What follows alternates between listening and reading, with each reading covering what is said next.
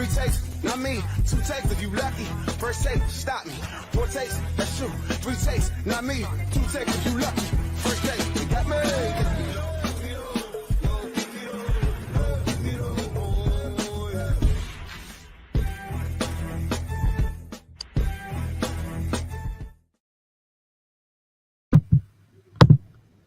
Hey guys, welcome to the first. We haven't had a Saturday episode since I think we launched this thing, right?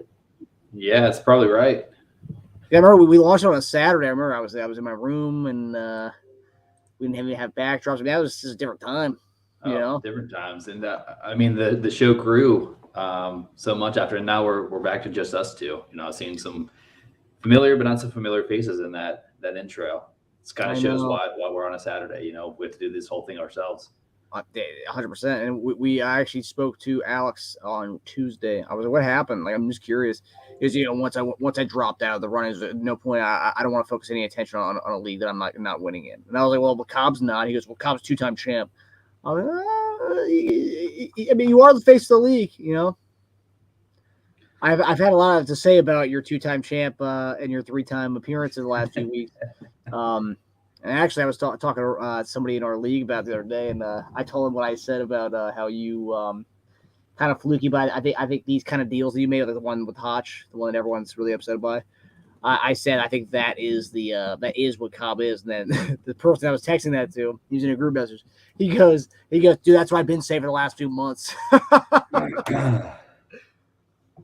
Any response to that, mystery owner? No, I mean, I have no validation on if it is a mystery owner. You know, otherwise people are hiding behind the commish, which is a little soft in my opinion. I will say they're not telling me not to say anything, but I don't want to just throw them under the bus on the show.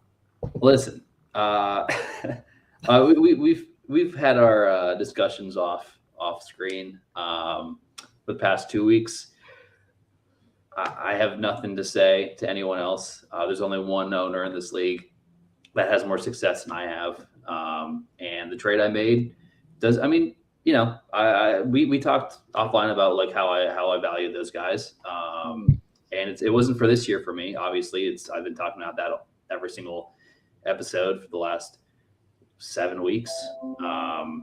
So I have faith that it's going to pull through. But, you know, if owners have issues with the way I run my team, you can come talk to me. Yeah, I mean, I agree.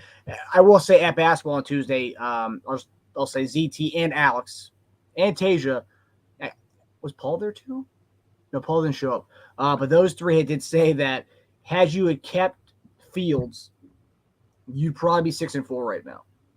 Oh yeah, 100%. I'd be in the playoffs. In the playoffs, and like based on the way Fields is playing, you'd have a chance to play. You know, at least go to the second round of the playoffs. Yeah. I mean, do you think I had a competitive roster though for the playoffs? I still don't think I would have. No, but I will say that like with the team you had, you could make some. I mean, Fields scoring 50s right now, so like you could be. As long as you have a quarterback in this league who can score 45s to 50s, like that's it's saying something. And it's that can get you far. I mean, we saw what Burrow did, we saw what Mahomes has done. So like, yeah, I mean, there's an argument to that, but I think what the big thing is, since you traded Fields, because I think Fields already had like a 40-point game. So I think that's the guy that we've talked to. That was a guy that was in. I mean, me and you have talked about how we didn't think Fields was going to be a long-term or a keeper for next year, and then he dropped to 50 again the next week. And I mean, the person I traded him to also said the same thing. And I don't know. I think I could have gotten more for Fields now, obviously, but no one was biting. I wasn't able to get anyone else. So. Why? Okay, here's another question for you. Now, I'm sorry, I didn't feel like because I already told you. I promise I'm not going to bring this up anymore, and I'm not going to dog you for it anymore. So I'm just going to get my questions out now. Why so eager to do that trade now? Whereas you could have in the offseason gotten a lot, could have gotten a draft pick for Cook potentially. You didn't get a draft pick for him. You could have gotten Olave and a second rounder. Let's say, not that same player, but you probably could have gotten something right. Madison won't be there next year. It's going to be Cook's backfield, no other backup. Potentially, yeah. you could have got why so eager to get that trade done now and not just wait till the offseason? And plus, Fields, had you let this whole thing ride out, Fields could be a top 5 quarterback going into next year. You could have kept that, and then you could have had an extra asset, not to keep, because you and I, we don't buy Fields. But we have 2 Bears owners in this league. One is a guy who has who could trade you a lot for him, just based on his history of just trading a lot of things. But both guys, as a matter of fact, both Bears guys in this league are 2 guys who will trade anything for a guy if they really want him. So I guess what was the reason to be so eager to trade when that deadline came instead of just holding on to those guys and just trying to win or trying to win your trades in the offseason to get more for these guys? I guess that's my question. Yeah, no, it's a great question. So first thing with Dalvin, he's going to be 29 going into next year. 3rd round keeper is still pretty high, and I'm envisioning I'm going to have a high 3rd round pick. I didn't see a use, just like I traded off Mixon. Of course, he blew up too. I didn't see a future with Dalvin on the team, and I could have traded in the offseason, but I think his value is continuing to diminish, or it continued to diminish as the season went on. We're getting another owner coming in. I love this. So he's talking about, I asked him, I just want to fill Tage in what I just asked him talk about the Cook trade, because I've been getting a lot of people talking flack and saying a lot of stuff about it. And I told him that after this week, I will not bring it up to him anymore. But I will. My question was, I was going to get all the questions out now about it. I said, what was the reason and why so eager to get that trade done right now before that deadline instead of waiting until the offseason? Because you probably could have gotten more for Fields, probably could have gotten more for Dalvin alone independently. So now he's given. I don't know if I could have gotten more for Dalvin. Fields, obviously, yeah. Fields is also a guy I just got enough of waivers, and I decided to take the jump and trade him. I talked to you about it too. You also weren't a fan of Fields' potential as a keeper. You thought it was not fluky, but he wasn't going to keep it up. He's a Bears fan, though. That's false. It's not like I just accepted the first offer I was given by Hodge. I also went to 3 other people about it. I tried to get a few of those other guys. He wasn't biting, and then I just did it.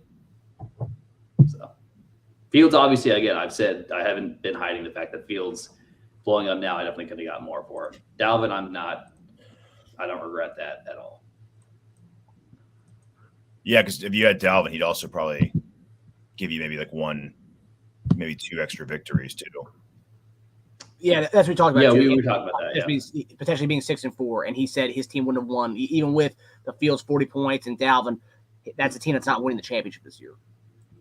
Yeah, but it's like a perpetual cycle, right? Because you're not winning the championship because of teams like Hodge. That we're all helping. Yeah. That we're all helping beef up. So it's like I can't win because you get my best players. That being said, I'm not that scared. Key. Also, welcome to the show. Thank you. We were just talking about how we've been missing our other co-hosts. We've had to pick up the slack. I know you guys are like it's like when the late night shows or don't have their main guy, they just have a different actor or celebrity be the guest host every day.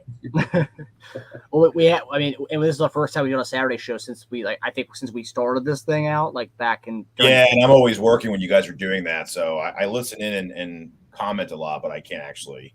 Yeah. On it, so it's nice it's good to have you on the show, Tasia. You've been, obviously first time in the league, first year, and you're in the playoffs right now, right? Correct? Well, yeah, I'm in 5th. Yeah, 5th. A lot of people tied for 3rd.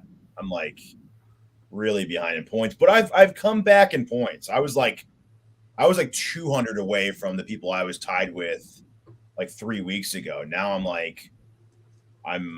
80 away from Barry. I'm 30 away from Paul. So Hotch is gone. I'm not even gonna forget about that. But Adam, I'm 5 points away from.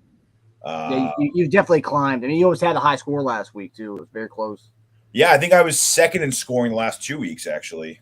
Wow, to Hotch both weeks. So yeah. So thanks, Kyle, for that. Okay, so we're gonna go. If you didn't give him Fields in that deal, he definitely would not have been a high scorer. Not last week, no, Because Allen got what, like a 20 something last week? Yeah, I mean that's not even a bad score to get 24, but it's I had a good week. So we're gonna roll into week 10 takeaways here, as we always start out the show with before we get to my favorite. Well, I think my takeaway is going to lead into the low score chunk of the week. But my week 10 takeaway is, let's just put a fork in Marcus Berry for the next. I think we can say he's officially going to be contending again in 2025, because he's done. He's done for a while. Last week's loss, not only was it a loss, it was a loss that he lost Cooper Kupp, and he lost, and now he's floundering in the Pancake King rankings, which he'll definitely be in the Pancake King rankings when we talk later. I'm not gonna say what number he is, but he's down there. And Alex made out like a fucking bandit. Is what I'm getting at. Is what's gonna happen. We're gonna see in the offseason. But Barry is done. So that's my week 10 takeaway from last week's. Yeah, I couldn't think of a worse week for Barry because he also lost to Alex, so that's not. Yeah, my week 10 takeaway is there must be some contention for might be some contention for the Pancake King. Alex got that win. He's one game behind Ruben here, and he has more points for at the moment than Ruben. Wow, it's not as locked up as we might have thought. And I think with Alex winning that game and then Barry losing that game, I think Alex might have snuck himself out of the 12th spot in the Pancake King rankings this week. Because he had 2 wins last week. By beating Barry, that's not only 1 win, that's 2 wins, because he's got Barry's first. So that's another first that brings him down. So that's a win for Alex. I think Alex might be out of the Pancake King for 1 week at least, for me at least. Tej, what's your week 10 takeaway? I would say I've never been. I mean, the Cup thing's brutal. I have Cup in another league, and I don't give myself a chance to win it at all anymore in that league. So I don't know how Barry can. I've never been in a league where tanking's been like this big of a thing before. So I don't know if you guys do this every year, but no. I think I saw Alex early in the week, and he said no, he's never seen it like this before. So this is like a whole new level of tanking you guys are enduring right now. Yep. Yeah, I've never seen that before in a league. Like week 5, it was like, dude, like we're not even a quarter way through the season, like we're tanking already. So it was just crazy to see that. I've never experienced that before. So that is just, but obviously people not tanking well enough, because you have a team that tanked and gave his tank away to someone else, and he ended up beating that guy in a war. So it's crazy that the tanker is beating the tankee. Well, and Alex did say that was 1 game that he was okay with winning because he owns that guy's first round pick. So that's okay. He wins that game. That's fine, because that's giving him a 2 potentially top 3 picks with that loss there. Thing is, though, the NFL is so crazy, right? You just never know. Imagine if you started tanking because you looked at Barry's team and you're like, "There's no way in hell I'll beat this guy in 7 weeks from now." But look now, Kyler Murray sucks. Cup's done. You're not that scared of Barry anymore, right? So then you started tanking 3 weeks ago, and that guy that there was a reason that you were going to tank is non-existent anymore. Like he's not. It's not something. And if Hotch loses, well, Hotch's got good depth too on top of it all. But if he loses someone, which is very possible, everyone's dropping like flies every week, then that team's not as powerful. I'm not that scared overall of Stu's team, to be honest with you. No, I'm not playing that team this week. We'll get into that matchup. Yeah, no, like it's I've never seen tanking like this before. I don't know if this tanking thing is going to be a success, whereas like people are going to see this year, be like, "Yep, I'm going to do that next year." I don't think so. It's like you said, Alex isn't even that good at the tanking. He's 1 win away from like losing to Ruben on the tanking aspect, because like the tanking thing is you still have to start a lineup, right?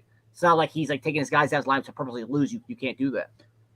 The real problem with Alex is tanking. I told him this the other night. Like he keeps saying, like, set myself up, but I'm like, dude, yeah. The only thing you set up is losing. You don't. The year I pretty much tanked in our other league I'm in with Marcus, it's a keeper league.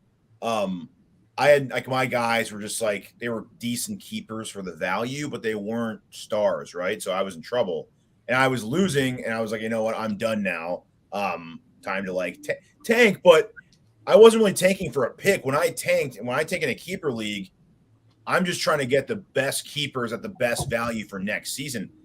I asked Alex, I go, well, who are you keeping as of right now for next season? He's like, yeah, I don't really know. I'm like, dude, you're 5 weeks into tanking, you haven't improved your keeper situation next year. Like, that's like should be the number one goal when you tank in a keeper league.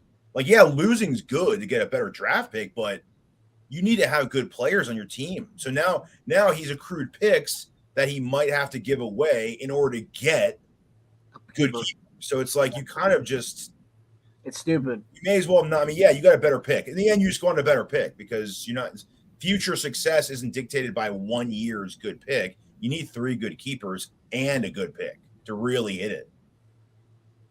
So, was Alex one of the guys you approached, Cobb, about Dalvin or no? No, Alex had nothing.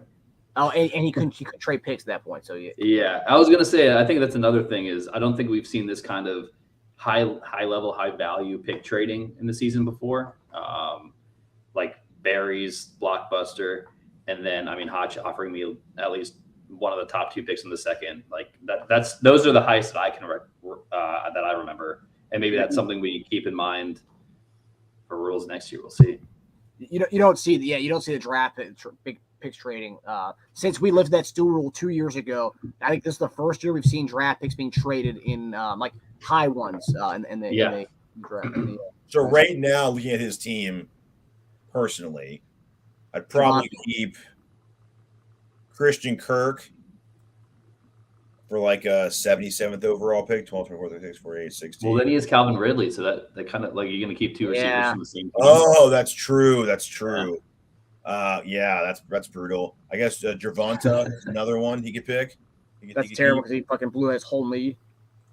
And then, I mean, Treylon Burks, if they keep working him more into the offense, but again, those aren't move the needle like that. That's not what you don't tank for. I guess I could keep this guy, guys. You tank for like I'm good. Like when I tanked, I traded Marcus. I got Eckler, who had like one of those like throwaway seasons. He kept getting injured, so Marcus was like, I'm done with Eckler, and I traded you like a bunch of starters for him that you needed for the playoff push. So I wasn't keeping him. Yeah, you were going to keep him anyway.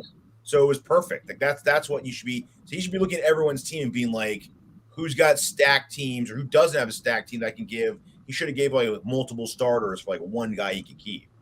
And at this point, I told Marcus the other day, ATN, if he keeps this up, might even be worth a first round tender at this point.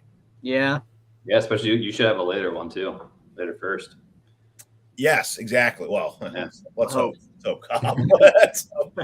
But he could have done that because doesn't he have multiple firsts now? Yes. So he could have kept him and not even took a slap on the wrist for that.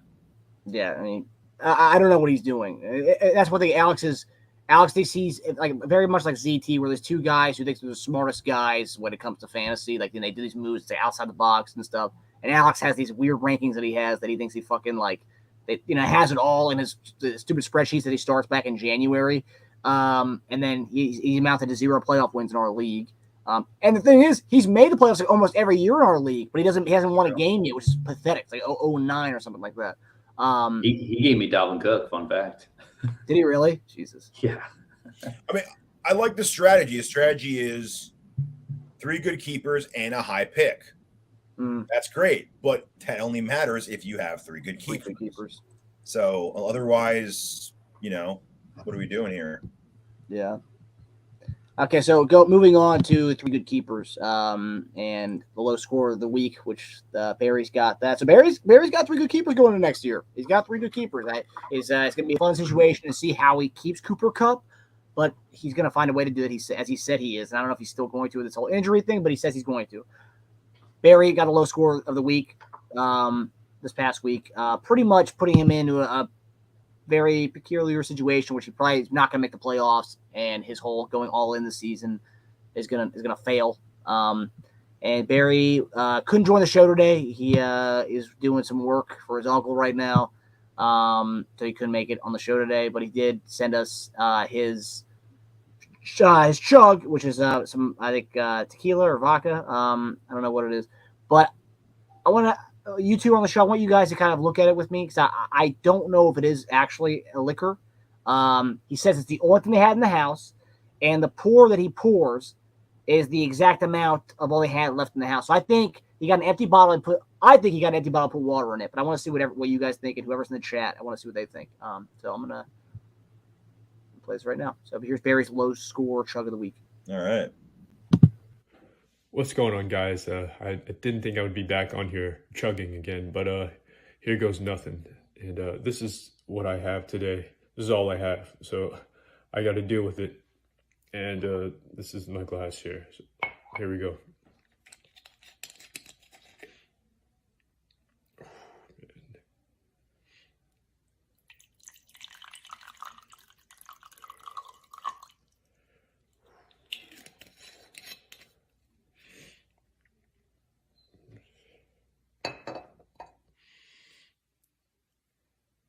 Oh, dude.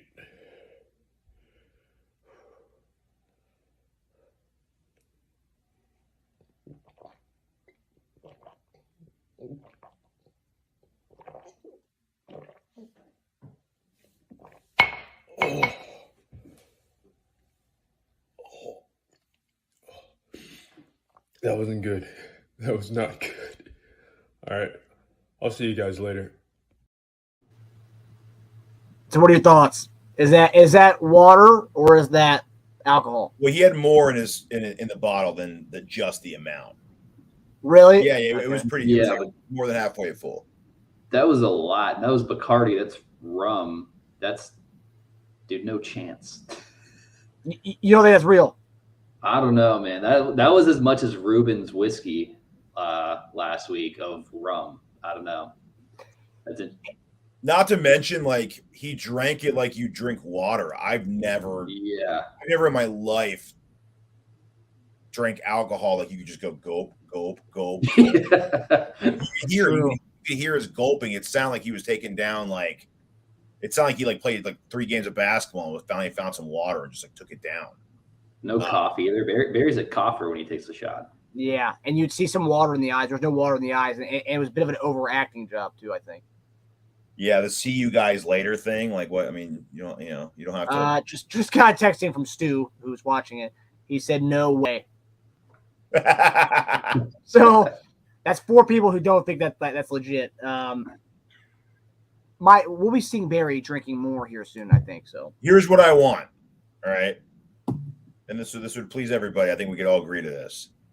All right, you need to on camera take like a Sharpie or some kind of permanent marker. Mark the line of that bottle so we know it's not being played with or messed with, and then he brings that bottle next time he sees you guys, and we can take a smell at it and see what it is. You said it was halfway full. Yeah, when he showed it, it was like the level was moving around. It looked pretty full. Really? Oh, I thought there was. It wasn't. But that's another thing. Is like I was expecting like, oh, there's a shot left, convenient. That was like a half glass. That was like. Yeah, you drink a lot. And for a second of all we have, what do you live in? Like, what are you, Chris McCandless in a bus in Alaska? Like, bro, go down to like a grocery store, a convenience store. It's probably within like 2 minutes from you. What do you mean it's all you have? Like, yeah, great, but like, go down to the store and get something, then, dude. What do you mean? Yeah. I think. You know what? I have some Bacardi right here. I want to take a little. You're gonna test it. I want to test it and see how rough it is. Also, the consistency of the pour, because liquor pours differently than like a typical just water will pour. Doing a little myth busting here. Let me turn off my virtual background. Take the background off so we can see. Yeah. And let's see how it pours out. In the background. This is fresh. I just cracked it. Oh. Dude, no way. Mythbusters.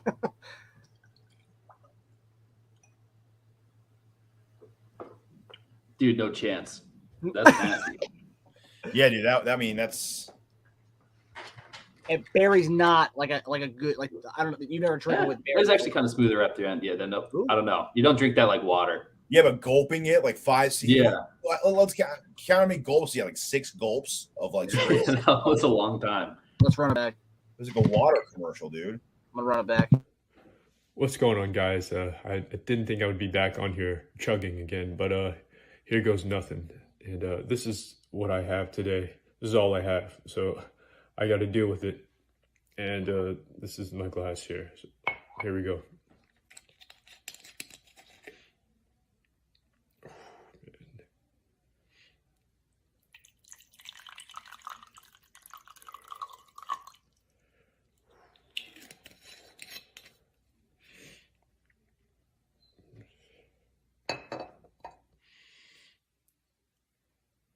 Oh, dude.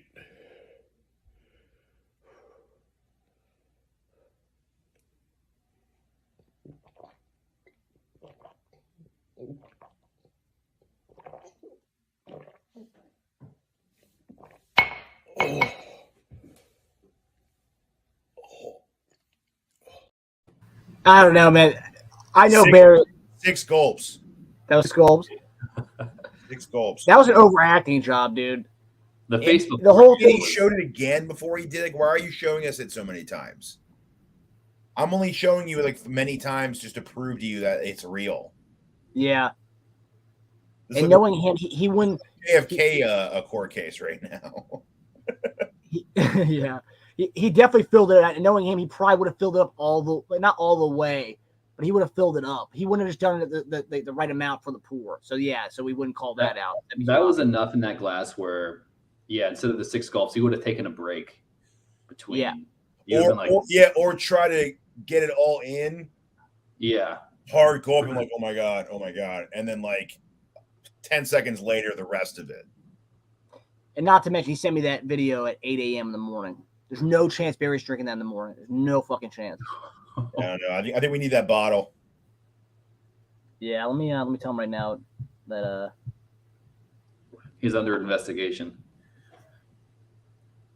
He's breaking his cell phone like Brady right now. let me get a little. Breaking the bottle outside, no evidence. Yeah, I don't know. Pretty shady. Yeah, 4 people saying they don't believe it. We need to call one of his neighbors over there and go check it out. Well, actually, Cobb, you have that exact same thing at your place. Yeah. The next time he comes over to your place, we're gonna make him do that. We'll get the exact That pour. much? He's not going to voluntarily drink. I'll give him. We'll give him a smaller pour, and I just want to see like that same amount. That's a lot. I want to see what he would do if it was just a smaller pour. The face. How about that was 8 in the morning. All you could have done, all you needed to do is talk to him like 2 hours later. He'd be fucking wasted at it. Yeah. No breakfast, taking that. That was like 6 shots worth. He'd be drunk till like 4 p.m. He had to like pass out for a while.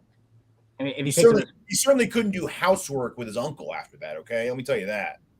well, That's true. apparently they drive through neighborhoods with each other and stuff like that. He's not driving. He would have stunk. Call his uncle and see. Hey, was there a day this week that Barry stunk like liquor? If he didn't smell him in a car, he didn't do it. And his uncle's a former judge too. That guy wouldn't have played. That guy would not have been a fan of Barry. Has smell like alcohol. That uncle would have been like talking to his wife and been like, "Something's wrong with Marcus. Stunk this morning at 9 in the morning. Guy stunk at a 5 shot."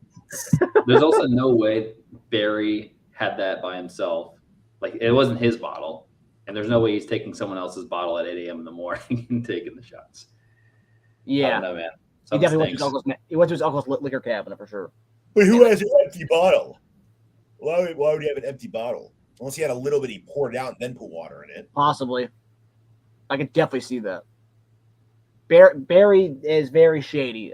He's a great kid. He's very shady though. So He's Barry Shady. he's very shady. Ooh, fancy team name next year for someone. I like it. Someone's got it. Cobb might rebrand next year. Ooh. Could be Funny. fun. Barry Shady, you take a screenshot of him going like that. And you can tell he just rolled out of bed. You look how swollen his eyes are. He's got the key like morning puff over his eyes. He literally just rolled out of bed and did that video. Talk about Barry names. So right now, so the thing was whoever's a Barry name usually gets to the playoffs. So me and Stu, 1 and 2 in the league, both with Barry team names. That continues. That streak continues. That streak continues making the playoffs. At least 2 teams with a Barry team name make it. obviously And then- Alex tanking. They're not a playoff team, ripped them off. So okay, well then, yeah, there you go. Yeah, you know what? That's a good way of looking at it. That's three. Yeah, that the Barry team wins. That's 3-0 this year. Even that was Alex's playoffs right there. So there you go. Alex made the playoffs by ripping off Barry. And speaking of Alex, we're going to go to our first matchup. Tejas, since you're our guest, let's have you do Alex v. Roden matchup. Yeah, let me go to that one. God, Terrible so matchup, but Alex definitely needs so this one. confusing. Every time I want to go to Alex's team, I want to click on luck of the Alex, but I got to remember I got Barry. Okay, which Barry is he? Big Barry content. Oh wow, this is a brutal matchup.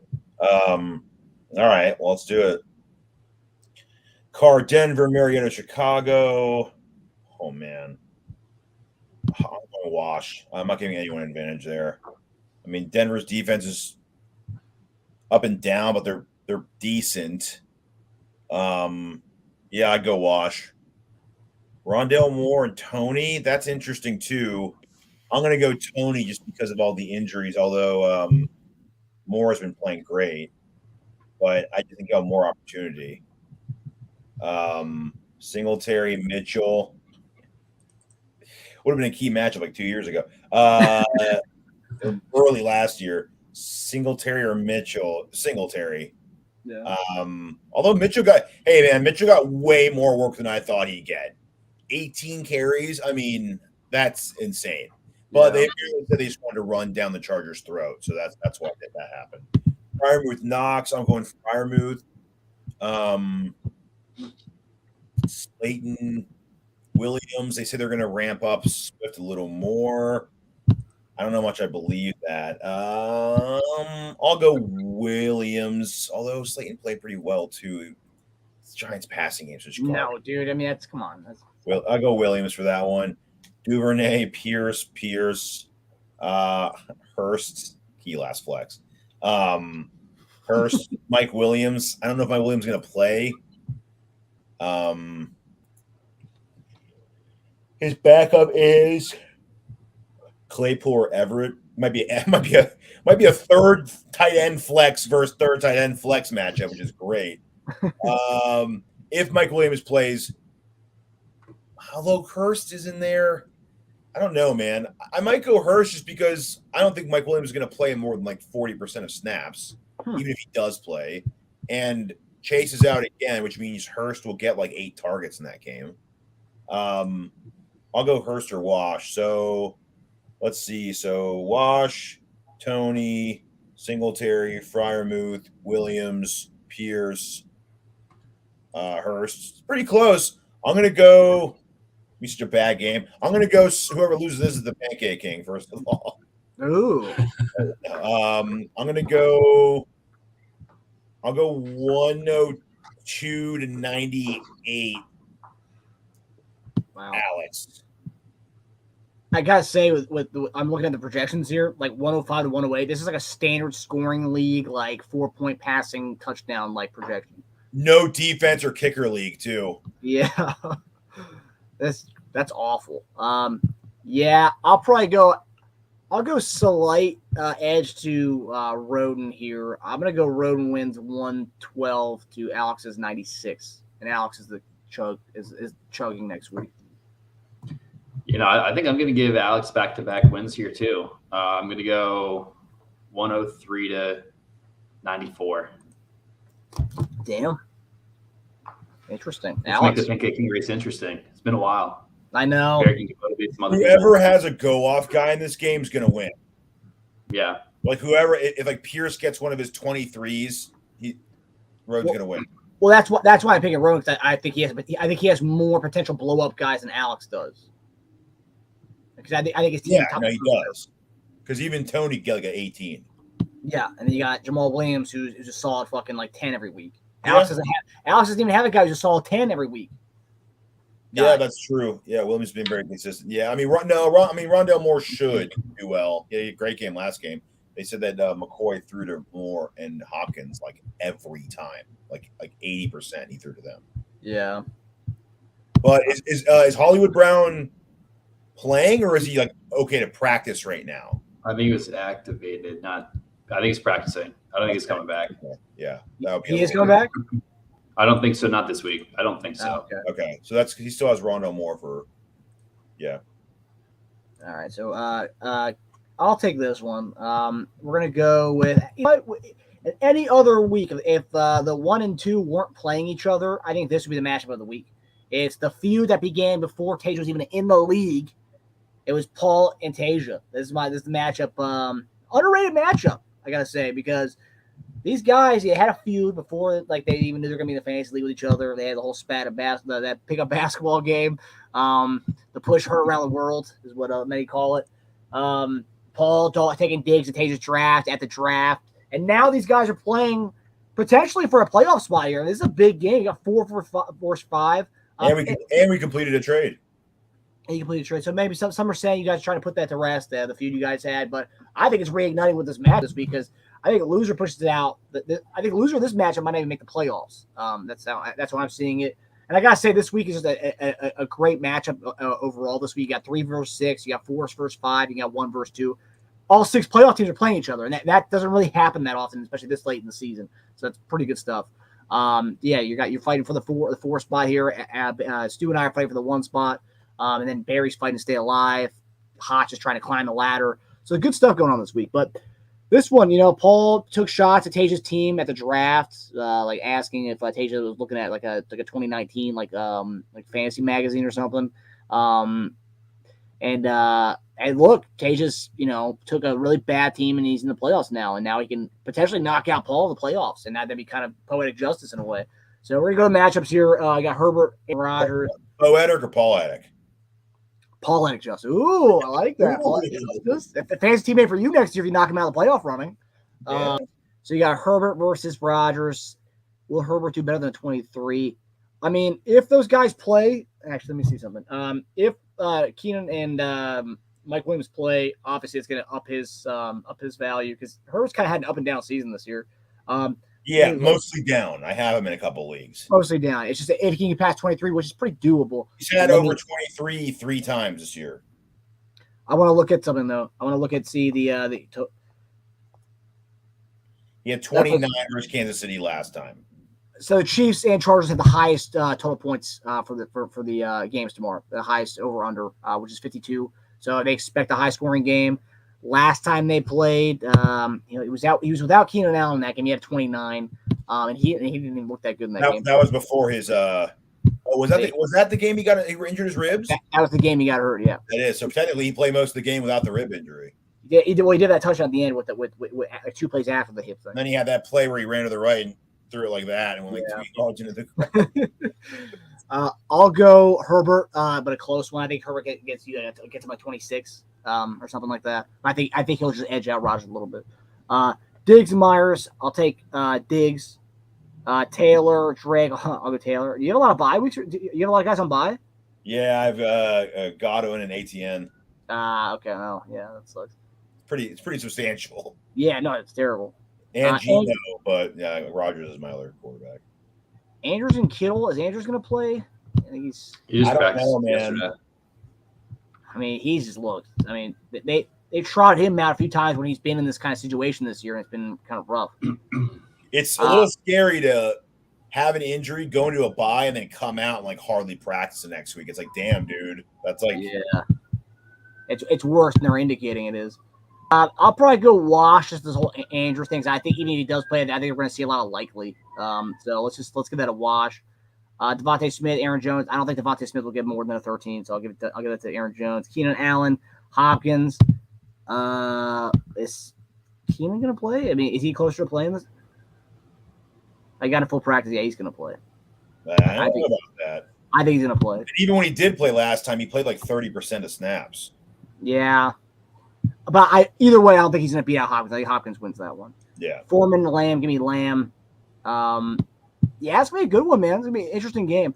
I say Tasia wins the this is the first ever matchup with Paul, right? With you, right? So I think so, yeah. Yeah. Interesting. Okay, so I think Tasia wins the first ever matchup between Paul and the greatest feud that began before the season started. So I think Tasia wins 134 to 122. Yeah, this is the last game of the schedule cycle. Okay. Ooh. Tom? Yeah, I think I'm pretty much in agreement with you, Dash. I think I have Tasia edging out Paul here slightly. Last 3 weeks, Paul has had 2 games where he's won by 1 point or less. And yeah, so we could have been looking at a completely different team, but he won those games, and I think this is one he drops. I'll give Tasia the edge. I'll go 125 to 117. Tasia, now this is the part where you get to kind of talk about your matchup. You can say you like your team. Give like Alex kind of a little monologue. Don't go too long like Alex does. He goes over his time every time he speaks. But give us what you like about your team in this matchup. I was worried going to a Thursday game with just the Packers because Jones typically doesn't get me 13s. He gets me like 20s or single digits. I mean, he has 1, 2, 3, 4, 5 single digit games and 1, 2, 3, 4 20 plus games. So like he's like a home run or a strikeout. So I was happy to get like a middle ground 13 from him. And Rodgers, dude, 23 might be his season high. No, 25 last week. So I was happy to get that from him. I was expecting maybe him to shit the bed on Thursday. I have a few of his players in other leagues, which really sucks. So like Foreman, I have Foreman, Taylor, and Diggs and Herbert. So I think they're a little unfair with Foreman. I don't know why every week they don't give him that. I think they think the Baltimore's going to blow him out. They're just going to stop running the ball with him. So that will really hurt him. I just don't think Allen's going to play a lot, man. I don't know. And then same thing with Philly. If Philly blows out Indianapolis, Taylor's done for the game too. They're not going to keep running the ball up the gut when they're down by like 21 points. Yeah, I think it hinges on my big guns will play well.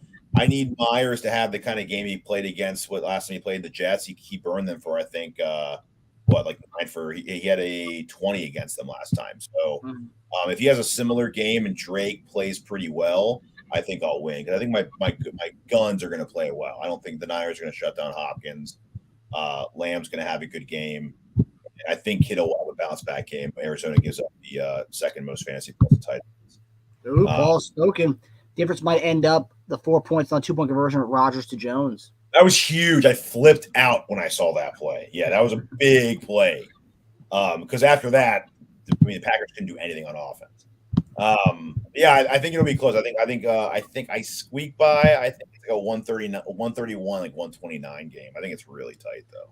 And you also see a little bit of Keenan Allen versus Kittle. That trade will play out. If Keenan Allen plays, you'll see those two guys finally playing against each other this week. True. And that might fuck Paul over if that happens. That could fuck you over too. Well, I think if he throws a touchdown to Allen, it's going to be tough to beat because a stack playing well in this game means a lot. Like that means Herbert will get like a 28, and that means Allen's a guaranteed like 15 if he gets like a touchdown in that game. So, but we'll see. Okay, so moving on to Barry versus Hodge. Big matchup here. Barry's fighting for his life on this one. I mean, hoping that Kupp even comes back this season because I think if the Rams lose one or two more games, I think they're not going to bring back Kupp. I don't think he's coming back. Well, if they have a run to get back in, I think that he will come back towards the end of the season. He's out for 4 weeks at a minimum. But yeah, I don't think you're right. I don't think he's gonna come back. So Cobb, I want you to talk about this one. But before we talk about this one, I got Barry. He just texted me. My response, I just texted him saying nobody's believing your chug. His response, LOL. I had a feeling that was going to happen. I promise it was a chug. So I said, do it at Cobb's next week after the Turkey Bowl. I'll send over another video of a chug, I guess. I won't be at Cobb's. Not trying to be around drinking. I'm not, but I am in for Turkey Bowl though. He. As he just volunteered to send another chug. I'm not and after he did way more than a shot. He says, and I said, dude, we're going to Cobb's after Turkey Bowl. What are you talking about? I was like, you can be a designated driver at least. And his response was, we'll see about that. So, yeah. Not trying to be around drinking? I don't know what's wrong with him. Was he fucking dude, what happened? I think a side note to the Cobb and Dash show. What happened in Delaware? We need to figure out what happened in Delaware. What happened in those last few weeks that Barry needed to get out of Delaware so fast and sudden. Something happened. And ever since then, he's been this whole anti-drinking thing. It's like, dude, you becoming a fucking alcoholic or something, and like no one knew about it? We didn't hear from him for a while, so that could have very well happened. But if he doesn't want to be around drinking, I understand that. But you're going to Cobb after the Turkey Bowl. Anyway, so with that, Cobb, give us the Barry versus Hodge matchup. Yeah, this would have been a pretty exciting matchup. Like a few weeks ago, we would have had this matchup highlighted, but I think Barry's probably shaking his boots having to face Hodge after that terrible performance against Alex and about to go under 500 again this late in the season. I guess we'll get to my prediction here in a second, but matchup to matchup, Fields against Garoppolo, it's an easy field. I will say, with how Kyler's been playing, I think Delaware Gate. I think Jimmy G could be the starter. I don't know. Jimmy G's been doing pretty well. Kyler's been kind of sucking. Barry might need to start considering QB changes there and to try and save the season. Mooney against Devontae Adams. I'll go Devontae Adams there. Eckler versus Mixon. Mixon's going against Pittsburgh. How did he do last time they played Pittsburgh? Got it pretty well.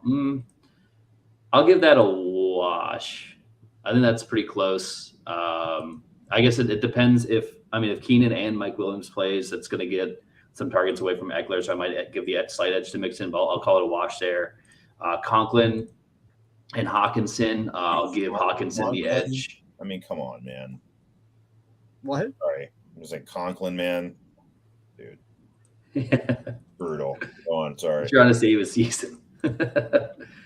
I'll probably find someone better than that right now. Keep going. I'm going to look. Oh, it gets worse. You can't say that. Miles Sanders against Justin Jefferson. What's up? I'm telling Tasia, don't give any names. I don't want any of these people picking out people. Yeah. Miles Sanders, Justin Jefferson. Easy Justin Jefferson. Paris Campbell. Barry's a huge Paris Campbell guy against Dalvin Cook. I'm going to give it to Dalvin Cook. And then Christian Watson against MVS. Going to have to go. Easy to say now that Watson just got the 19.5. MVS can have a game like that with all the guys they have out, though. It's true. Yeah. I probably would have given this a wash. Targets this week. That's I probably would have given this a wash at least. Yeah. But seeing the 19, that's kind of high. That's kind of it is a lot. It is a lot.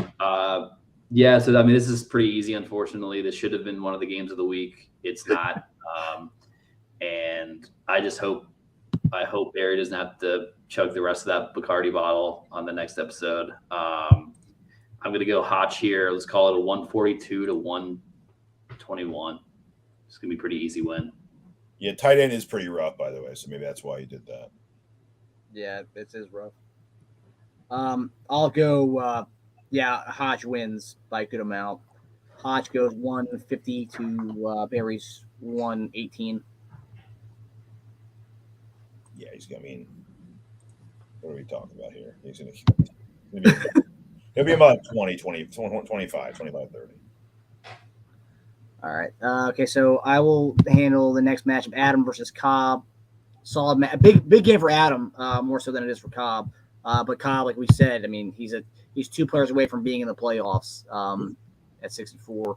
So this isn't an easy matchup by any means. Although he had a nice start on Thursday with Derrick Henry dominating. So Dak Prescott at Minnesota and Russell Wilson against Vegas. That's a wash. Both quarterbacks are not playing well. Dak has obviously a higher chance of doing better than Russell Wilson does, but I think it's going to be very close, to be quite honest with you, because Dak does not look good at all. Yeah. Okay, Dak wins. I don't know. I guess sometimes the eye test doesn't match the fantasy test. I'll go Dak over Russ. A.J. Brown, Deontay Johnson, A.J. Brown, Derrick Henry, Melvin Gordon, Derrick Henry, Njoku, Schultz. I'm going to go Schultz here. Carter, Sutton. Carter's done with those other 2 guys being back. Sutton. Yeah. Well, if one of those guys doesn't play, Carter's obviously here, but I'll go Sutton for the fact that I think both those guys are going to play based on what I've read. McCaffrey, Olave, McCaffrey, Pacheco, Garrett Wilson.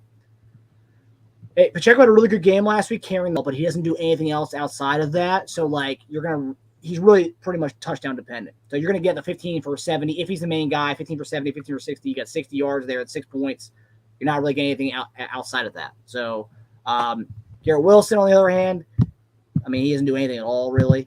You know what? Jesus, his numbers are pretty good before the break. You know what? I'm gonna go Garrett Wilson actually over Pacheco. Yeah, I'm gonna go Garrett Wilson. I know volume's there for Pacheco, but if he's not scoring touchdowns at his point, his yards per carry doesn't matter. So yeah, I'm gonna go Adam, but Cobb steals a couple there on there. Yeah, I'm gonna go 139 to about 117. Adam. Tasia, what's your projection for this one? It'll really help Cobb out if Dak's touchdowns go to Schultz. Then it'll totally wash out Dak's entire score. That's true. I think Sutton's going to have a good game. I think he's going to have one of his best games of the season because Judy's out, right, officially? I think so. Yeah, Judy's out. And I think Hinton's out too, isn't he? Yeah, I believe so. I think both are out. So, like, he had 11 targets last week. I mean, unless something really bad happens, he should have like 13 or 14 targets this week. So, I mean, 8 catches, like 90 yards, like a touchdown. So he should have a big game. But, I mean, I think Adam will still win. Again, if Prescott's touchdowns go to Schultz and McCaffrey doesn't have like a huge game, which I think they're going to spread around a lot more this week, then you do have a shot. But I take he already had a 25 from Henry. It's such a good start. I think he'll win by like closer than what the projections say. I think he wins by like 13 or 14. Yeah. I think. Cobb. I think the 25 from Henry hurts. I was kind of hoping that he had a slower game, but Green Bay's rush defense has always sucked. That's rough. But I will say the last time Russ Wilson was a QB1 was against Vegas earlier in the year. Sutton also ate that week. So I'm hoping for a repeat of that. But, yeah, I think it's just a tough hill to climb right now. I'm going to give Adam the win 125 to 118. Yeah. It could be close. It could be a close one. I mean, I wasn't surprised you pulled out the victory. I mean, you pulled out some victories that I didn't expect you to do so far this year. If Denver and Vegas is a high-scoring game, I think you could easily win that one. Give me 2 Sutton touchdowns. I win this game. Let's go. Yeah, you get to. I mean, if they combine for a 50, then that's going to be trouble for him. Yeah. All right, Tasia, you get the honor of doing the 1v2 matchup, matchup of the week. Ooh, baby. Okay, I see that. Is the fight for the bye week essentially? Ooh, let's see. Mahomes hurts. I'd say take Mahomes, but the way to beat the Chargers lately has been just running it down their throat. That's what teams do. They control the clock and just kill their D line. If we try and do that, it'll neutralize. But once we get to the red zone, it's a whole new ball game. Philly's going to be hungry after that loss. I'll say it's pretty close. I'll give that a wash. What? Oh, God. What do you mean, oh, God? What are we talking about? The top 3 quarterbacks of the season? I'm not comparing him to, like, Garoppolo, dude. We're talking about the MVP versus the guy who's going to be versus the guy who was the MVP a week and a half ago? I mean, what? Come on. Yeah. Hurts was everybody's MVP like a week ago. Now I'm not going to like totally jump off a cliff with him. I mean, if there's a slight edge, it'd be Mahomes, but Hurts is going to be hungry to get back on track. They come off a loss, the first loss. That means something. And, I mean, there is a blueprint just to how to dominate the Chargers, and it's not passing the ball. It's running the ball. Debo and Pittman. Oh, man. I have both these guys, and they are both struggling. Although Matt Ryan, since he's been back, he wants to get him. I'm going to say, I'm going to say slight edge Samuel because Slay's going to probably guard Pittman. So that kills him in that one. Because who's going to guard? Pierce? I mean, come on. Who's going to guard Pittman? Patterson, Chubb. I'm going to go Chubb there. Patterson's last week scares the hell out of me. Kelsey, Johnson. Kelsey, obviously. Lazard, 8. Jacobs. Jacobs should get more than an 8. I'm going to go Jacobs. Pollard or Connor. Zeke's officially out. He's going to play, right? He's going to play, but I think they're gonna kind of use him sparingly. That's tough. I know. That's tough. Connor, besides his last game, has been so ineffective, dude. I mean, he's been. I'll go Wash for that because he's also playing San Fran, who's not a joke of a defense by any means. And then Cooper versus Montgomery. I'll go Montgomery because they're playing Atlanta and there's no more Herbert. So I'll say Wash 1-1, 2-1, 2-2. Ooh, it's kind of a close one. 2-2, 3-2. In the breakdown, Stu's got the slight edge when you go player by player. I gotta go. God, it's gonna be a really close matchup. I go Marcus winning, but I go him winning by like under 5 points. I think it's tight. Wow. I'm gonna go 137-132. I think your game, I mean, like most of your games, comes down to Kelsey Mahomes. I think like your entire. I think you hinge on that. Well, I mean, I think regardless, I'll be down going into that Sunday night game, and then it's going to be the Sunday night. I would hope so. I mean, my God, if you're not down before 2 of your highest scorers play, then yeah, he had a terrible week. Yeah. Yeah, the Chubb thing's big. Chubb would have been massive in that snow game. He got screwed, man. Yeah, if Hurts has one of his crazy weeks, then it could be a different ball game. But yeah, we'll see. It should be a good one, though. I think you do win, though. Cobb, what do you got? Yeah, I think this is a really close matchup, as it should be, 1v2. I will give you the slight edge because you have the primetime games at the end, and I've seen this story before where you claw your way back, and that's all the analysis I need for this one. I do think Mahomes. I mean, I know Mahomes and Kelsey didn't do much against the Chargers the first matchup. I have a feeling that they'll be able to bounce back. Yeah, people like to run against the Chargers, but I don't really like CEH or Pacheco or whatever his name is. I always forget how to pronounce his last name, but I'll go dash close. Let's call it a 137 to 131. Be a good matchup. Yeah, I think obviously this matchup of the week, maybe matchup of the season with the 1 and 2 teams that have cemented themselves as the 1 and 2 because I think we both have like a 2-game buffer over Hotch, I believe. So like matchup of the week, 2 teams that are probably going to get the bye. So this could potentially be the 1 seed bye, which I prefer. But I will say I think this game will go down obviously the Sunday night game, but more so than that, I think the matchup that's going to be the most like one way is the tight end matchup. I think that Johnson guy for New Orleans, that could be so bad of a start that wherever Kelsey gets, that's gonna be like a plus 15, plus 16, where it's like, it's like, one of those states where like you're getting that very Democratic county. It's like just fucking so like heavily into that Democratic person's favor that like you can call the race and be like, yeah, it's like, that's, you can call it and say the amount of votes that are coming from that one county. I think with Kelsey going to do what he's going to do versus what this guy's going to do, I think that's what's going to set this matchup apart. And I think I win. Close matchup, going to go to the end, but I think I end up winning by like 13 in the end. So 154, 141. To amend what you said, though, the winner getting the bye, the loser is not in the clear at all. You'll be one. If Hotch wins, the loser will be 1 game ahead of him, and he's beating both you guys in points by well over 100. And I will say, I think Hotch plays you one more time, Dash, and then but I also think he plays like Alex and Roden. So, wow, that's ridiculous.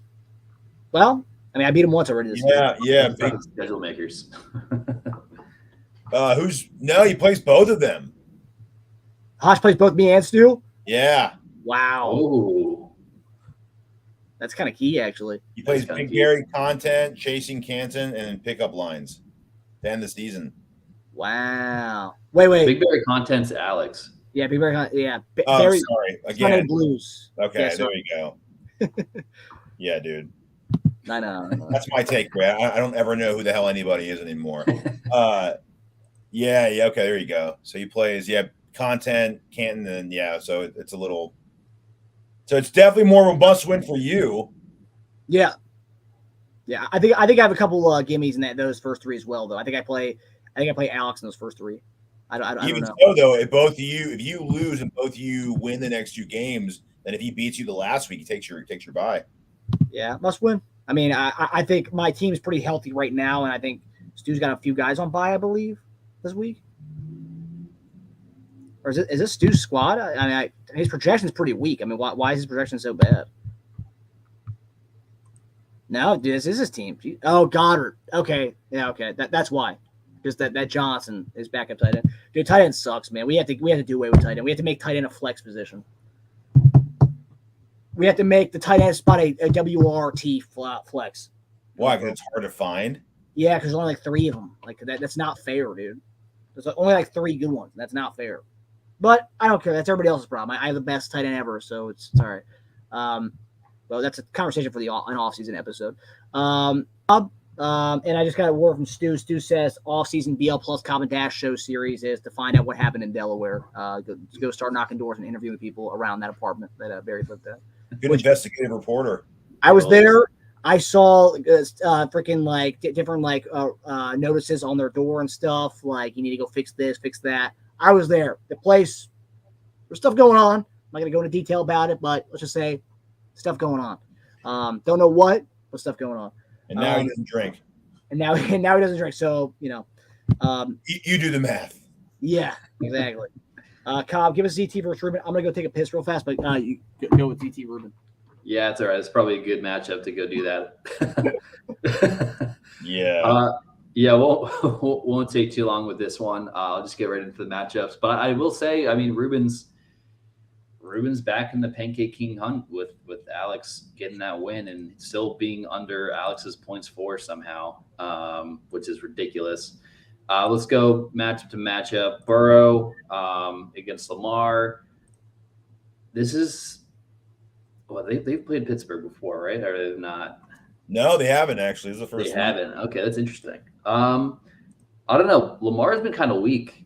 I mean, that's I want to say watch, but I might give Burrow the slight edge here. Oh, I'm sorry. He did play first game of the season. He played them. I was looking at Lamar. First game. Yeah, he had 22. He had two. Yeah, he had 22. He had 4 picks. 4 picks. Jesus. Only had 2 then though. So. Yeah, I'll give Burrow the slight edge. I mean, I think this is a pretty close to a wash as it gets. St. Brown against Gabriel Davis. St. Brown came back last week. I mean, they both kind of came back this week. I guess I'll give this they're going against the Giants. Gabe Davis against Cleveland. Jesus, this is pretty close to start. I'll give St. Brown the slight edge. Kamara against Najee. Again, just that's a gross kind of matchup. Both of them have been underwhelming. I want to give Kamara the edge, but he had back-to-back single-digit weeks.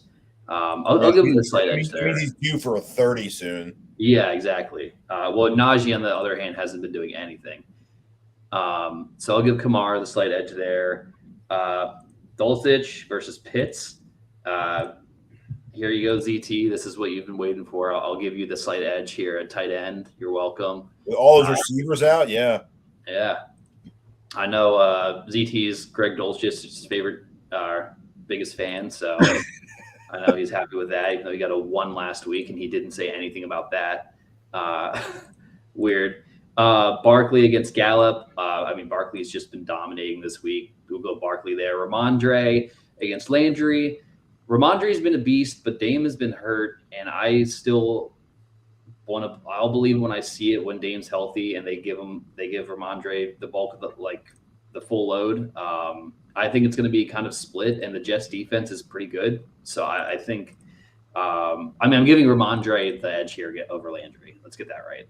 But I don't think Ramondre is going to continue what he has been. I hope. I mean, I don't really know what I hope because I like both of those running backs, obviously. Then McLaurin against T. Higgins. I like that Ruben has the stack still. And I guess, but yeah, another wash. This is kind of decent amount of washes or like close matchups. I'm going to give ZT the win here, though. Really? I don't think it's going to be 139. I don't know how he's projected for 139. I'm going to give him a 120 to Ruben's like 105. Damn. Yeah. Tage, what's your projection? I go Higgins over him, Stevenson. God, some of these starters are brutal. Yeah, I go Lamar Jackson, man. He's got a lot of CT's got a lot of name power on his side, but Lamar Jackson, under 20 points in 5 of his last 6. That's bad. That's don't tell him that Lamar's bad in any way, dude. He gets fucking dumbass like arguments. Yeah. Let's hear him spin last 5 out of 6 under 20 points. I mean, that's it's bad. It's really bad. And I'm complaining with Rodgers getting like a 19 every week. Kamara, dude. I mean, thing is, it's interesting. Kamara stealing is like a 35, but his floor gets down pretty low. Yeah. Najee Harris ceiling is. Based on his last 4 games, he's like the Chris Godwin of running backs. He gets like 10 to 12 every week. Mm-hmm. I'd say I'd go ZT. I don't think it'll be as bad as we think, but Pitts is such a loser, man. I mean, Mariota completes like 15 passes a game. Like you can't accrue stats with them. He does that. Yeah, I'd say ZT wins like 127 to like 106, 107. Yeah. Yeah, I think ZT wins. I mean, that's a guy with the stack. What's that? Ruben's going down with the stack. Yeah, I mean, hey, man, Ruben didn't have any like Ruben's season was like the Raiders' seasons. Right out the gate, they knew it was done. Ruben made me need to drink a little less whiskey during the draft. Yeah, he was counting him down. He was having a good time with that whiskey over there. I will say ZT's fighting for a playoff spot. I think he's going to make the playoffs, so he won't be in my Pancake King rankings. But this is a big win for me. If he doesn't win this game, it's all she wrote for ZT. Looking at ZT's roster, dude, why did he package together some of these guys for like a top dog? Because look at his team. He's got the starters are there, and his bench is Gibson, Moore, Metcalf, and Lockett. Dude, he doesn't like doing in-season trades. Well, he doesn't like winning either, I guess. I mean, he's a big. He loves being on the fence. Dude, that's a lot of guys. You don't need all those guys. He could have, like, for instance, for you, I bet you he could have gotten Cook with like Stevenson. Well, the owner if I want to. Stevenson, one of his bench guys, could have gotten him Cook. I'm sure. He didn't want to move Stevenson. Seriously? Wow, that was one of his untouchables. I'll tell you what. If I'm Alex, I pillage ZT's team in the offseason for trades to get your keepers. He's a weird guy to trade with, dude. He's very like selective. I got a trade on it. It took like a crazy like math formula for the next like 2 years of pick swapping to get it done. But I did get 2 trades done with him this offseason. Yeah. I think ZT wins. I think he's fighting for his life here. I think 124 to 112. I think Lamar gets back on track. All right, so now we're going to Pancake King rankings time. It's presented by we didn't do our Barry's advertisement. We missed our ad spot with Mark's Berry Fitness. Anyway, that's fine. We talked about his shop for 30 minutes. That's probably why.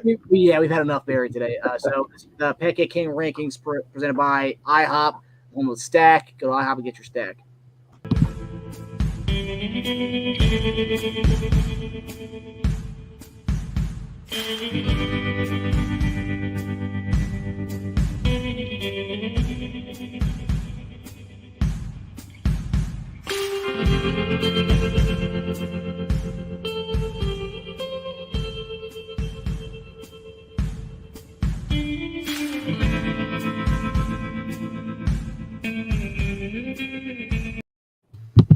All right. Make sure you guys go to IHOP and get your pancakes, get some pancake stacks. It's fall season, so they got pumpkin pancakes, my favorite pumpkin pancakes. After the show's over, I'm going to head on over to IHOP and get me some pumpkin pancakes. And I think you should too.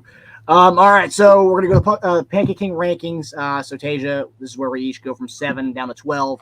We start off with the 7th team and give your little brief sense as to why they're in this ranking in your Pancake King ranking. So I'm going to go at 7. I'm going to go Adam. I think he's got a solid team, a very top-heavy team with only the 3 guys, then it falls off a fucking cliff after that. He's had a pretty solid season so far, but his points against, I think it was like one of the bottom 3. I'm not looking at the rankings here, but it's like bottom 3 points against on the season. It's only come up in the last few weeks because he's on a kind of a losing streak right now. But beginning to see it with some ugly wins. But yes, Adam, my 7th spot. I don't think his team is built for the long haul. Yeah, I have Adam at 7 as well. Like you said, he hasn't really faced too much competition. He's had some wins where the other team just didn't score a lot, even though his team didn't go off.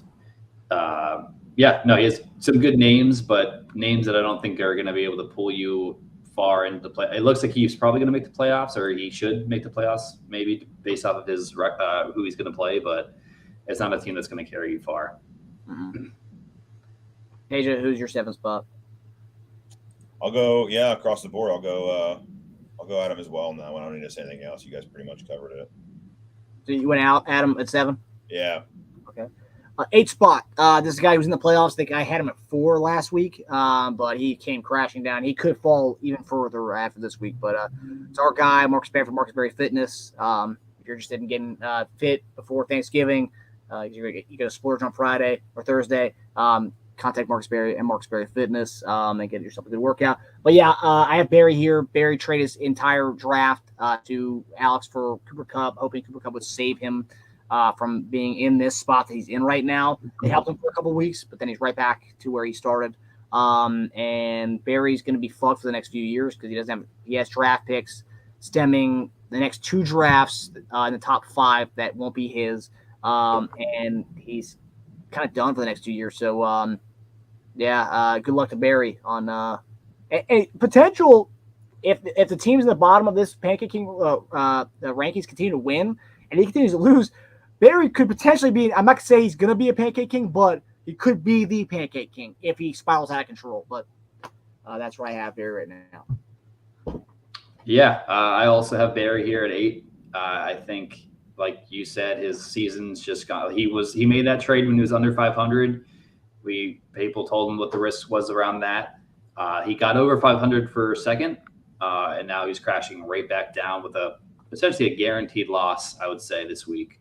And it looks like the 2 people below him with Adam and ZT, they should have wins this week, and it's just going to keep going downhill. Tasia, who's your 8 spot? And to go Barry, just it's bad luck. I mean, I think he thought after Cup, he was like, it was done for him. He was ready to pack it in because I talked Trey with him a couple times, and he was always never interested. So I think he was set in his ways and kind of screwed him a little bit. He's got a shot if Juju continues to be the number 1, but even his tight end situation looks terrible, dude. Yeah, between Ertz, Juju, and Cup all in 1 week. Juju's short-term injury. And Murray. Too. Yeah. Dude, he's Gesicki and Jack Stoll. I mean, what? I heard someone actually messaged me the other day saying Barry that Barry doesn't have his first or second round pick in the next draft because he's awful with the early round picks that it's probably a good thing he doesn't have that to blow on like he blew with Kyler Murray this past draft. So look, his roster's so stacked. The 3 keepers you'll have, as long as he hits on a couple of mid-late picks, he'll be all right. He's got to be all over the waiver wire next year. He's got to be all over it. And what he's doing right now, he's got a lot of flexibility with his job he's got with his uncle, so I think he'll be able to do that. Okay. So my 9th spot, I got our guy Ryan Cobb here. Cobb was 2 games. Given the 2 players he traded away 2 weeks ago, Cobb's in the playoffs right now, but Cobb has kind of zapped his team of any like kind of talent going forward. Right now, at least, he only has Olave. It's a future guy, but this team's pretty it lacks talent, and this is a team that's not trying to win this year. Whereas the other two teams had a chance at that, where Cobb kind of wrote that off a couple weeks back. So yeah, Cobb's my 9th spot right here. Yeah, I mean, it seems like we're gonna have the same rankings again, or at least close to it. I have me at 9, like you said, not a very middle of the road team. I almost won last week, would have been back-to-back wins, but unfortunately did not. And then I have a kind of tough hill to climb here this week against Adam. And yeah, I'm just kind of on to next season, it seems like. Tej, who's your 9th spot? I'm gonna go Chasing Can's Roden, right? Yes. Yeah, I'm gonna go Roden next. He's got some good parts to his team. Jamal Williams is playing well. Dameon Pierce, Mike Williams, Jeff Wilson's been looking good, and Evans and Leonard Fournette. So, and Kadarius Toney's coming on. So his team's actually a little bad luck and really bad bye week. My goodness. But yeah, I think he's next on the list. I think he even maybe be one higher. He's trending on the up. He's the upside of the of that. So yeah. Well, I'll say is that. So yeah, in my 10th spot, I have Roden here. I'll say of the guys who started tanking, Alex, Cobb, and Roden. Roden got the best return of all the trades of everybody. And Roden made a lot of boneheaded moves in the beginning of the year. That Christian Kirk trade that made no sense. There's a couple of dumb trades that happened at the beginning of the season that made absolutely no sense. But Roden at the end of the season ends up making a few moves that I think sets himself right into the future. Where you got potential of Tony. You got Pierce, who's going to be I think an animal. I think 4th round tender. I think. So he's got some smooth moves going into the future. Yeah. I think he still has that Brady stack, and that's god awful. Fournette's done. He's not the guy anymore. It's Deshaun Watson. Deshaun Watson could be key. So wait, Brady Evans stack's worse than Russell Wilson, Cortland Sutton stack? I think I'm kind of going with the fact that Cobb was 2 players away from getting into the playoffs. Where this guy, I mean, he's had this team all season. This team was never contention for a playoff spot. If Cobb doesn't do that trade last week, Cobb's in the playoffs right now. We're talking about him in the pancake. If I don't draft Russell Wilson and Cortland Sutton, my team looks completely different. Yeah. Well, yeah. You just look at the fact that, if you kept Justin Fields and Cook, you'd be a playoff team that we would have in the Pancake King rankings. You know what I mean? Do you get that? But instead you're out in playoffs and you're in the Pancake King rankings.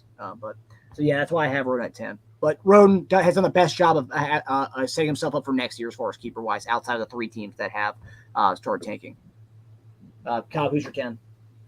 Roden's my 10 as well. He had his team looked pretty good on paper coming in. I know I kind of dogged it throughout the season. Like as it went on, it kind of kept looking worse and worse. And just people just continued not to pan out for him. So I'm glad he was able to make a move I think it was within the last 10 minutes of the trade deadline. It was a buzzer beater trade. So it's good to see that, he made amends with the season and he was on next season, but he's at 10 for me right now. Yeah, so I'm flopped with you guys and go Cobb at 10. I just see it as being slightly worse than Roden's team overall. I think Roden might have better keeper options going next year too. So, based on what he has right now, yes, I think so. Yeah. But yeah, I actually top to bottom Roden's. If I'm going to look at anyone's team, because I mean a lot of the bottom teams tank, so it's kind of hard. But Roden doesn't look like a tank team. If you look at his team, it looks like he just had bad luck. It doesn't look like he's a bad team at all. That's the thing. He actually has a decent bench for his starters. I mean, the team he's fielding this week, not that bad considering 4 of his starters are on bye. So yeah. Real quick, I just because you had brought up Barry trading away his top picks because his picks historically in the first couple rounds have sucked. I have them. So 2019, he had the first overall pick. He went Aaron Rodgers. Oh my God, he did. He went in 2020, first round, Aaron Rodgers. Hey, MVP both seasons. Which is key. But he didn't have a second in 2019. He probably traded to Marcus. Didn't have a second in 2020. Probably traded that to Marcus. No. And then 2019 was mine, I believe, because the Devontae Adams trade. 2020 was to Alex. Was that the home cooking year? Was that the Todd Gurley one? Gurley, yeah. So that there's that, and then 2021, Demont and Myles Gaskin.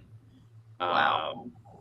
So I don't know. I guess he's big on trading these second round picks. I completely forgot he had done that, but yeah, well, I just wanted to dig into that. Maybe he had research on his own. Maybe when he's doing his research for the household, maybe he's doing research on like his draft strategy in the top 2 rounds. Maybe I trade him. Maybe it'll be better off than having him for myself. My 11th spot, a little different. I'm gonna go a different route here. I kind of mentioned it earlier on the show. I'm gonna go Alex with my 11th spot. Alex has been the pancake king for the last pretty much all season since he started tanking the last 7 weeks. Alex had a double win last week. He had one win and he got a double win out of it. He won, so it took his, he's now no longer cemented as the pancake king. But he also, the other first round pick that he has, he made that person lose. That person's got a shittier first round pick now. So Alex still is probably going to be pancake king, but he now has 2 picks that potentially could be top 6 picks and potentially top 4, top 3, top 2 maybe. At Barry just kind of combusts. But yeah, Alex really did win big time last week with that whole Barry thing.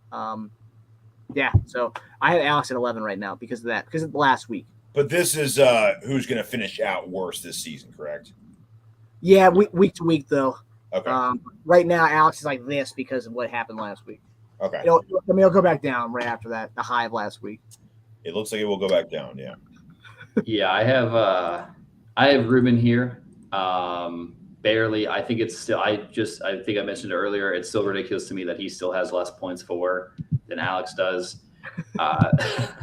But it's just like Alex is creeping on him. So like next week, and Alex is playing Roden this week. You never know. Ruben could drop from 11, but right now I think he should. Even if he ties Alex, he should eventually get more points for than him. So I'm going to have him at 11, but barely. It's gotten closer than I thought it was going to get for a while. I thought we were going to have Alex just permanently at 12.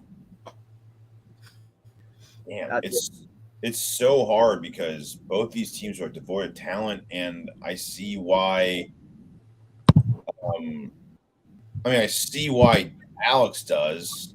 He traded a bunch of people, but like, that's Ruben's team. Did Ruben trade something for air? What did he? I just don't even know what his pick. Like he kept Najee Harris, he kept Burrow, right, and he kept Pitts. He kept Pitts. Kyle Pitts. That's rough.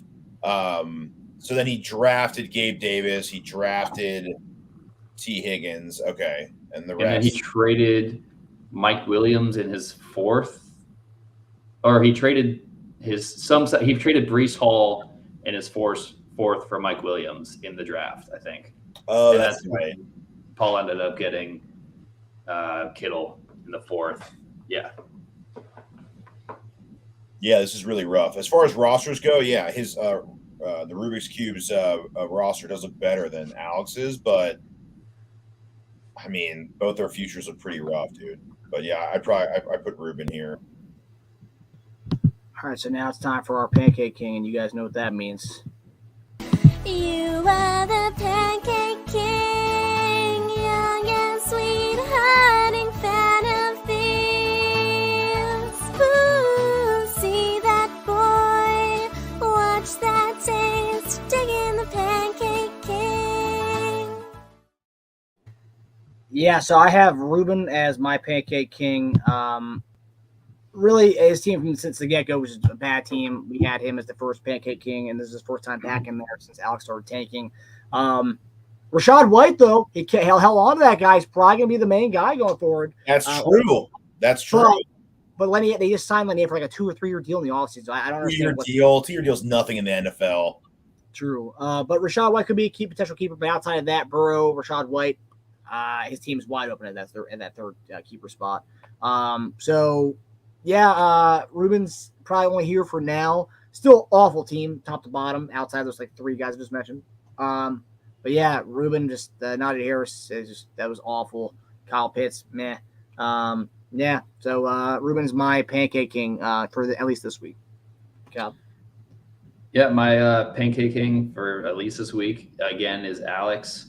I do think he kind of won his own version of the championship this past week with winning that trade with Barry and then beating Barry. And like, if you had asked Alex what he would want from this tanking season, this is exactly how he would write it up. So like, congratulations on that. But yeah, pancake king. I think he still has the eyes on the IHOP that hopefully they're still serving those pumpkin pancakes by the time he gets there. I talked to Alex recently. Word out of the locker room is that he actually would not mind being second to last. Gets to avoid the pancake king, and he gets to pretty much get a same level of talent as you would have at number 1. Yeah. So, that being said, I'm going to go ahead and put Alley Cat 12, pancake king. I mean, his team looks like someone who tried to tank. So, yeah, I mean, mission accomplished, dude. You did it. Yeah. Okay, so last segment is Barry's motivational squeeze. And we can go many different directions with this one. Last week we did Barry's motivational squeeze to the Pancake King in Barry's voice, how Barry would say it. But this week, I think, with all that's going on with Barry, this whole, like, the Chug Gate, Delaware Gate, there's a lot of things going on with him. So I think we're going to give Barry our motivational squeeze is going to be going to Barry. So we're each of us going to have one thing to give advice to Barry on. So let me roll the tape here before we get to give Barry his motivation.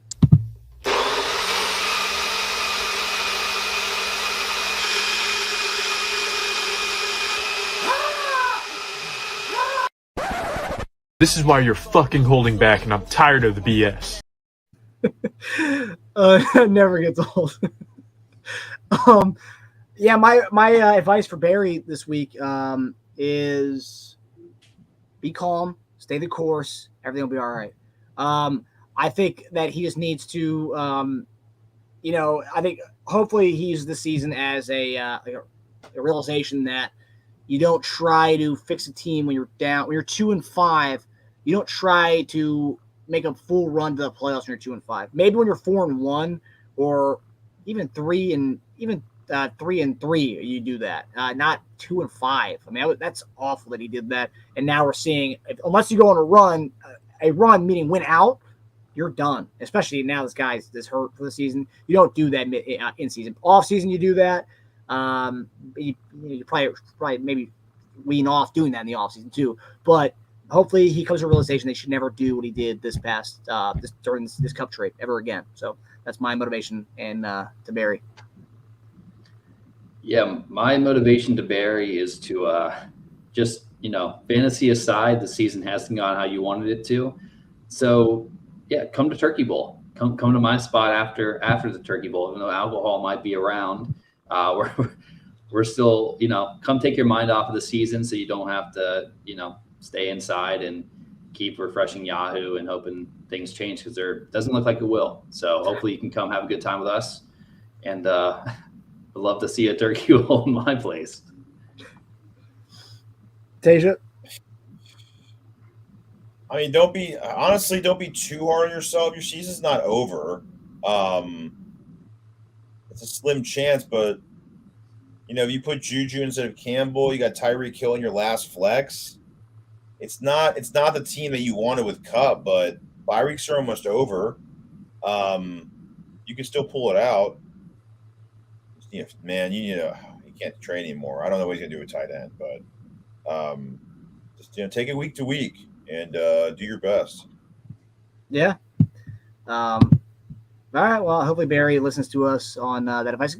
Pretty good advice all across. You got fantasy advice, you got like life advice, you got back to reeling it into hopefully getting to the playoffs. a little more optimistic on your end, Tasia, but I will say the one good thing about the Cup trade, he didn't really trade any pieces on his team. So really, like, he got to keep his whole shell of his team. So really, he's now back to the team that was 2-5. So that's not good.